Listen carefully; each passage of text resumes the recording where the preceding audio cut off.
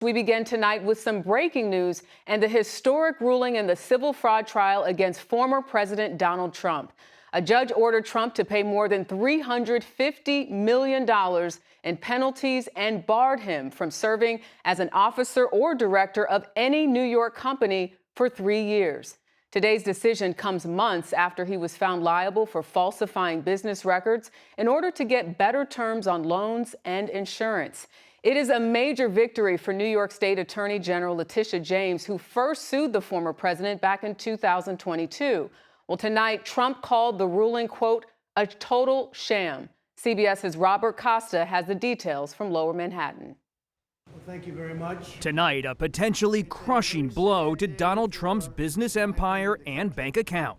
The former president ordered to pay more than $350 million and banned from running a business in New York or applying for loans in the state for 3 years. His 2 sons each fined $4 million and barred from doing business in New York for 2 years, thrusting the leadership of the family company into peril.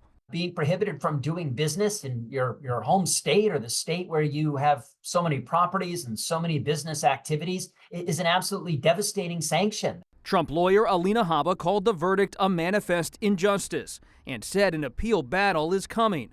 The former president reacted late today. It's a very sad day for, in my opinion, the country. A New York State judge just ruled that he's crooked as you could get, and a lot of people expected something like this, but not for the amount. In his ruling, Judge Arthur Engoron said of Trump and the other defendants, their complete lack of remorse borders on pathological. This whole thing is very unfair. On Trump himself, who took the stand 2 times, the judge said his refusal to answer the questions directly, or in some cases at all, severely compromised his credibility. Judge Engoron had already ruled that Trump and his sons and company executives committed years of business fraud, fraudulently inflating their assets to boost the former president's net worth, including his Trump Tower penthouse and Mar-a-Lago, exaggerating its value by as much as 2,300%. Thank you very much. Today's penalty caps a 3-month trial in a lawsuit brought by New York Attorney General Letitia James.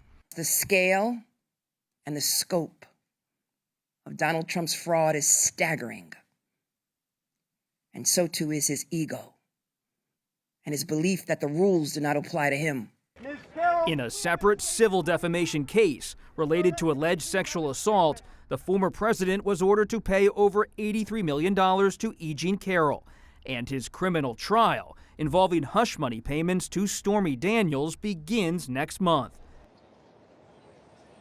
Former President Trump is planning to appeal, but in the coming weeks, he will be expected to put up the money or secure a bond.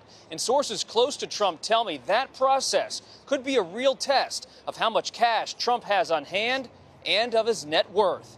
Jerika. Robert Costa tonight in New York. Thank you.